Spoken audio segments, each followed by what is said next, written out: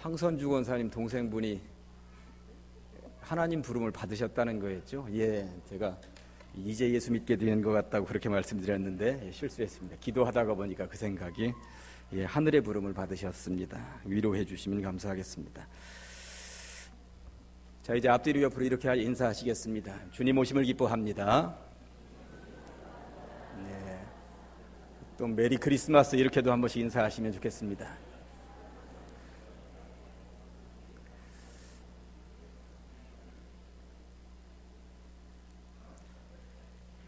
오늘 읽어드린 본문은 우리가 너무나도 잘 알고 있는 말씀입니다.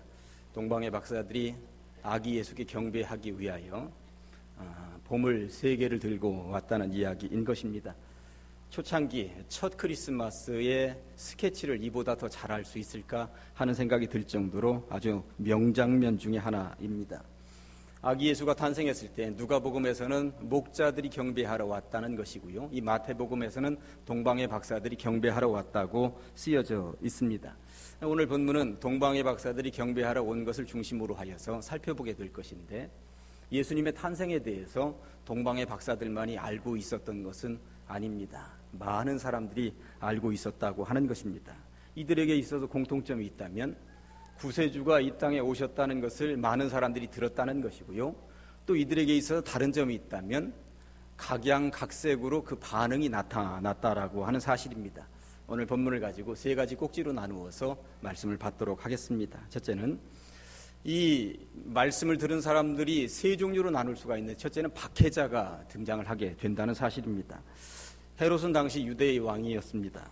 이스라엘은 나라를 빼앗겼고요. 로마에 의해서 지배를 받고 있는 상황이었습니다. 그러니 헤롯 왕은 로마가 세운 왕이었고 로마의 배후 조종을 받게 되어 있었습니다. 당시에 로마의 통치는 전 세계로 뻗어나가고 있었습니다. 그 지배력이 확실했기 때문에 이 헤롯 왕은 유대 지역을 통치하면서 전혀 걱정할 것이 하나도 없었습니다. 로마 황제의 눈치만 보면 되었고 군사적으로는 전혀 걱정할 것이 없었습니다. 주변에 온통 다 로마의 강대한 군사들이 막아서고 있었기 때문입니다. 다만 그 지역에서 밀란만 일어나지 않으면 전혀 걱정할 것 없이 늘 잔치 베풀면서 살아도 되는 하세월의 왕이 헤롯이었던 것입니다. 그런데 뜻하지 않은 소식을 동방의 박사들로부터 듣게 된 것입니다. 유대인의 왕이 태어났다는 소식이었습니다. 이게 무슨 말인가? 내가 왕인데, 더군다나 이 왕궁에는 최근에 어린아이가 태어난 적도 없는데, 왕자도 태어나지 않았는데 누가 왕이란 말인가? 헤롯 왕은 깜짝 놀랐습니다. 그리고 나서 동방의 박사들에게 제안을 하는 것이 무엇입니까? 구세주가 났다는데 그가 어디에 태어났는지 보면 나에게 알려주십시오. 나도 가서 경배하겠소. 입으로는 그도 경배할 사람이었습니다. 입으로는 남들보다도 서둘러 달려가서 경배할 사람이었습니다. 누가 보더라도 그렇게 할 사람이었습니다. 동방의 박사들은 이 말에 속았죠. 결국 아기 예수를 경배한 이후에 예루살렘에 가서 헤롯 왕에게 이 사실을 알려줄 뻔했습니다. 그러나 천사가 맞게 되었고 헤롯 왕에게 알려주지 않았습니다. 헤롯 왕은 정말 못된 왕 가운데 하나로 이 땅에 역사적으로 알려져 있습니다.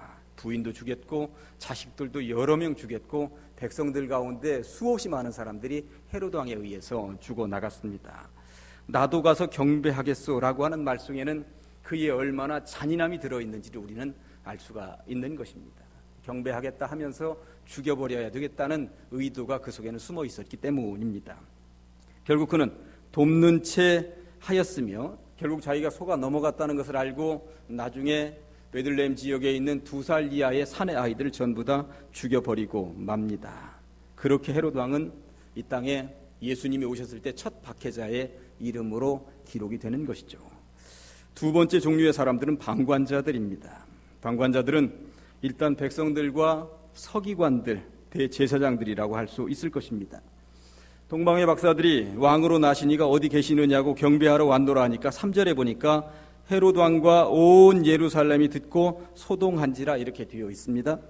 헤롯 왕도 헤롯 왕입니다만 온 예루살렘이 듣고 소동했다는 말은 예루살렘에 살고 있는 모든 백성들도 다 들었다는 이야기인 것입니다. 온 도시가 난리가 났습니다. 우리가 그렇게도 기대하던 수천 년 동안 바라고 소망하던 구세주가 오셨단 말이냐?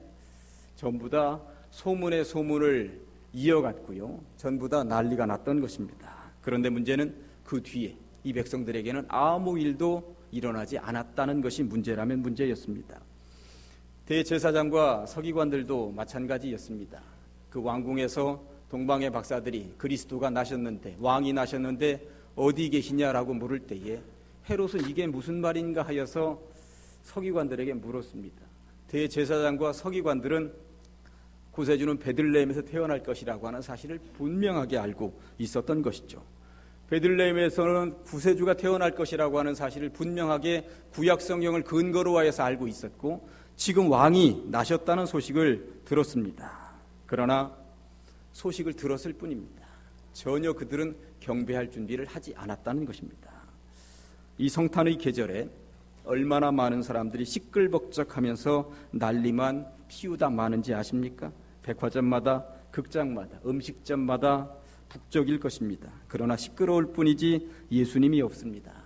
주님을 기뻐하지도 않고 경배하지도 않습니다. 그럼 다만 성탄절을 예수로 기뻐하는 것이 아니라 세상적으로 즐기기 위한 그러한 날로 삼고 있다는 것이죠. 2, 3년 전부터 성탄절만 되면 전국적으로 벌어지는 젊은이들 행사가 하나 있습니다. 솔로 대첩이라고 하여서 아직 애인이 없는 남자 여자는 하여튼 끼리끼리 모여서 어쨌든 짝꿍을 만나보자 하는 그런 행사들이 벌어지고 있는 것입니다. 성탄이 되었다 하니 이곳저곳에서 난리들입니다. 자기들끼리 세상적으로 만나고 놀고 즐기고 하는 것으로 난리인 것입니다. 이들에게 있어서 중요한 것은 아무리 지식이 박약해도 성탄절이 누구 생일인지를 모르는 사람이 있겠습니까? 성탄절이 누구의 날인지 모르는 사람은 아무도 없습니다. 그런데 그것으로 끝입니다. 성탄절을 즐기는 날로만 삼고 있지 주님 앞에 경배하는 것으로 삼지 않는다는 것입니다.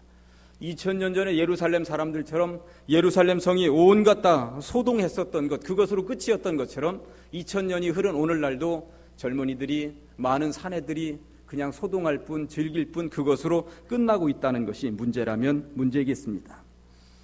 창세기 2장 7절 말씀은 이렇습니다. 여호와 하나님이 흙으로 사람을 지으시고 생기를 그 코에 불어 넣으시니 사람이 생명이 된지라. 하나님께서 천지 만물을 창조하시고 오직 이 사람에게만 생기를 불어 넣으셨다고 하는 것입니다.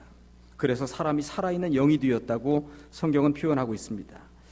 그렇기에 우리는 영혼을 가지고 있는 존재라는 사실입니다. 그렇기에 우리가 하는 모든 일들에 영혼을 불어 넣으면서 해야 된다는 것, 이것을 성경에서 주님께서 성경을 통하여 우리에게 말씀하고 계신 것입니다. 우리가 좀 전에 칸타타를 들었습니다만 영혼을 담은 이러한 음악은 우리를 감동시킵니다. 그런데 거기에 영혼이 담겨 있지 않다고 생각을 해보십시다. 그냥 노래일 뿐인 것입니다. 영혼을 담은 음악, 영혼을 담은 연주, 영혼을 담은 미술작품, 영혼을 담은 책, 이러한 것들을 볼 때는 우리가 감동하게 되어 있습니다.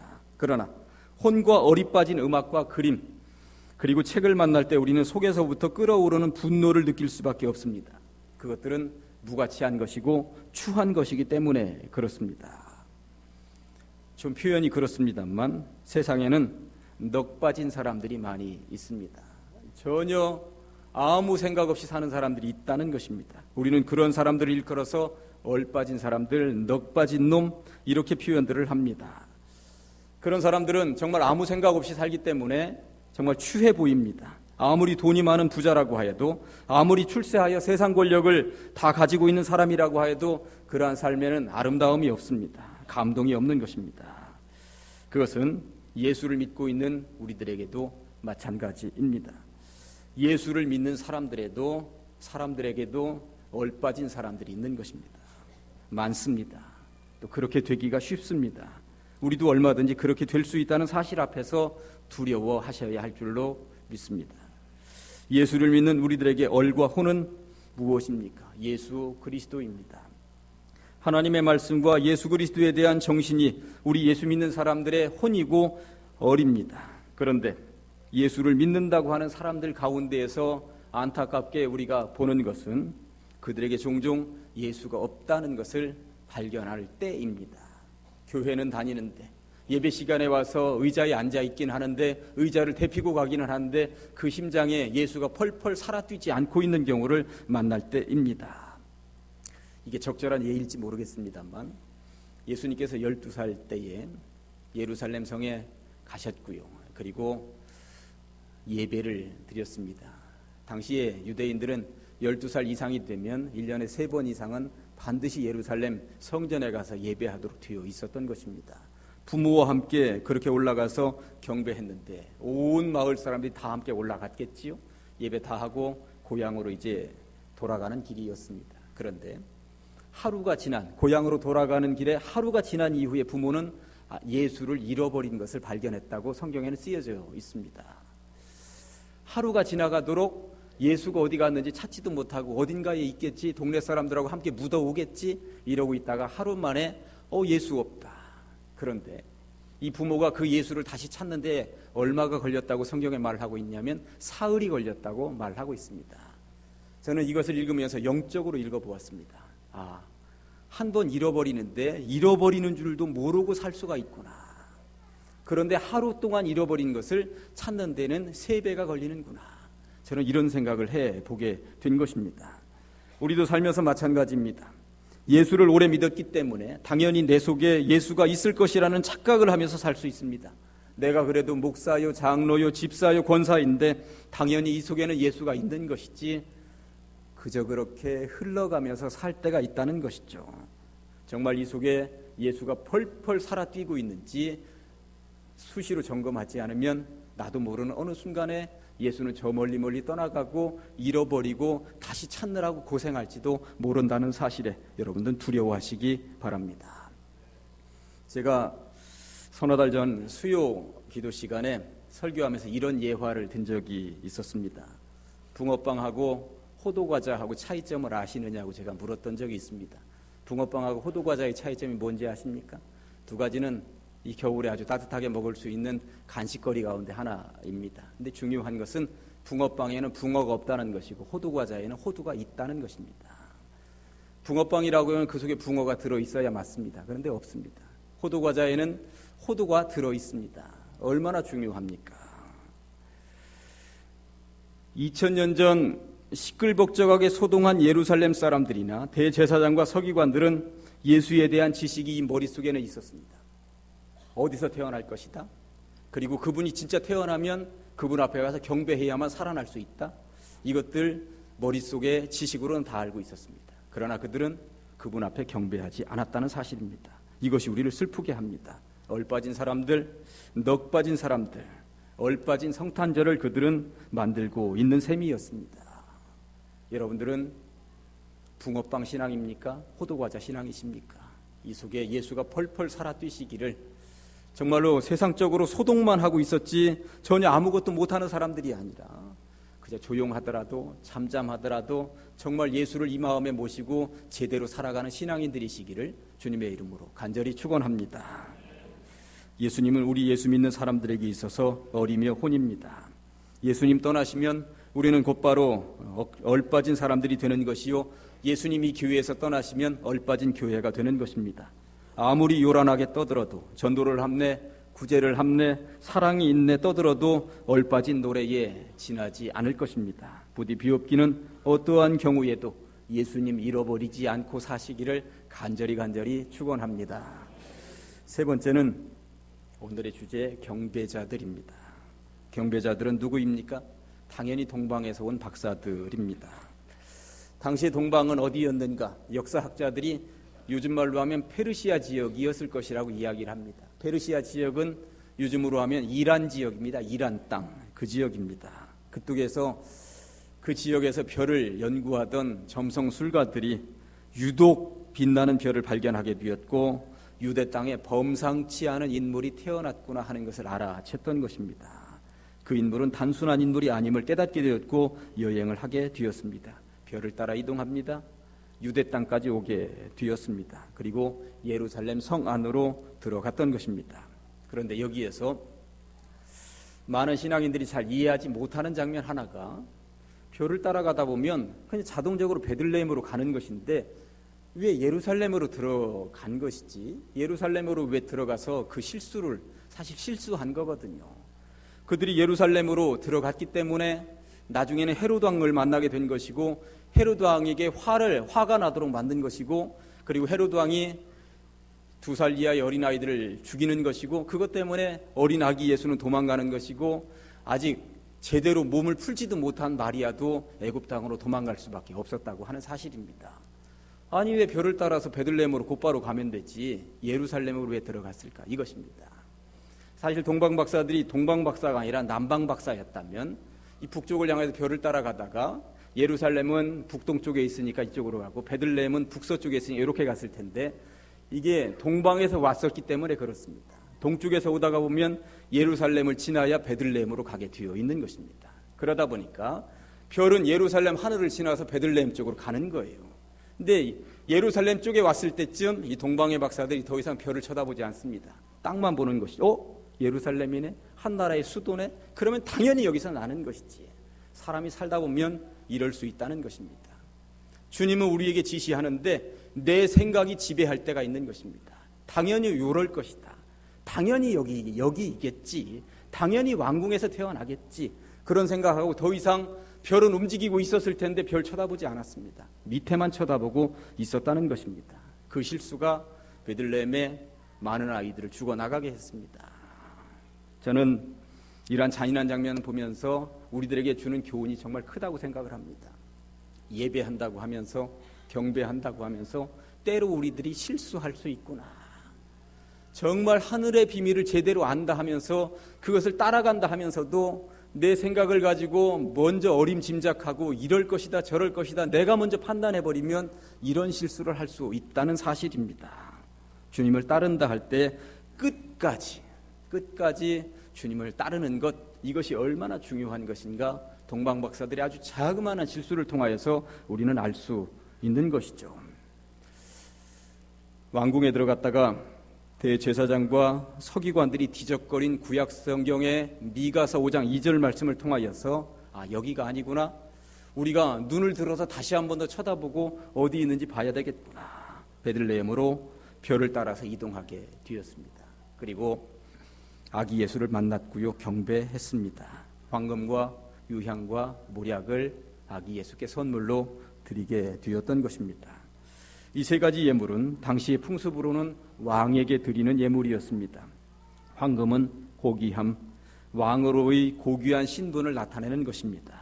유향은 아라비아 지방의 관목에서 채취한 향기로운 송진으로 예수님의 신성을 의미합니다. 모략은 시체를 염하거나 마취제로 쓰이는 것으로 예수님의 고난과 죽음을 의미한다고 할 수 있습니다.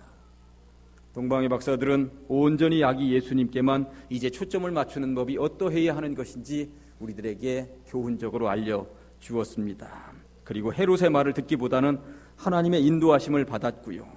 그리고 헤롯에게로 돌아가지 않고 이제 빙 돌아서 자기들의 고향으로 돌아갔습니다. 성탄절입니다. 2000년 전이나 2000년이 흐른 오늘날이나 성탄을 맞이하는 형태는 크게 달라지지 않은 것 같습니다. 오늘날도 수없이 많은 박해자들이 있습니다. 이슬람이 박해자이기도 하고요. 예수님이 아니라 자기들이 구세주라고 말하는 이달의 교주들도 박해자입니다. 그리고 교인들 하면 무조건 싫어하는 안티 기독교인들이 박해자로 등장을 하기도 합니다. 우리들 주변에는 아직도 펄펄 살아뛰는 박해자들이 부지기수로 많이 있습니다. 또한 주변에는 방관자들도 있습니다. 성탄절의 기원이 어디로부터인지 모르는 사람이 이 땅에 누가 있겠습니까? 그런데 성탄의 주인공을 산타로 삼고 성탄절은 축제라고 하여서 그저 즐기기만 하고 그렇게 빠져나가는 사람들이 이 땅에는 수도 없이 많이 있습니다. 그들이 방관자인 것입니다. 그러나 박해자가 있고 방관자가 있음에도 불구하고 성탄절의 주인은 구주 예수 그리스도인 줄로 믿습니다. 그리고 우리는 다른 모든 것들 다 떨쳐버리고 이 시간 주님께 경배하러 오신 줄로 믿습니다. 그래서 세상은 어떠하든지 간에 우리는 경배자로 동방의 박사들처럼 경배자이시기를 주님의 이름으로 간절히 축원합니다. 이 시간에는 잠깐 영상을 하나 보시고 영상 보신 이후에 제가 기도하고 오늘 설교를 마무리하도록 하겠습니다. 오늘 설교와 관련되어서 딱 맞아떨어지는 영사입니다. 보시겠습니다.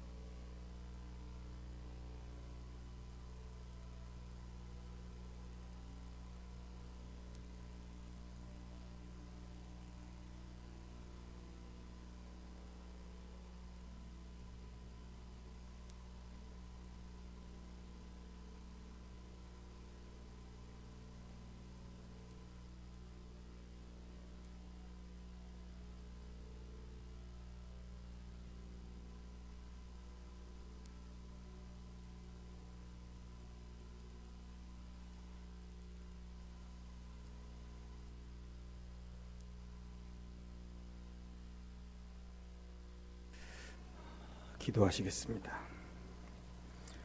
어둠과 죄악의 땅에 참 빛이신 독생자 예수를 보내주신 하나님 아버지, 아기 예수의 탄생을 진심으로 기뻐하고 찬양하며 주님께만 영광을 올려드립니다. 죄 많은 인생을 불쌍히 여기시고 하늘 높은 보좌에서 이 어둠의 땅까지 낮아지셔서 친히 강림하신 아기 예수 그리스도를 참으로 경배하는 시간입니다. 천군 천사들이 베들레헴의 고요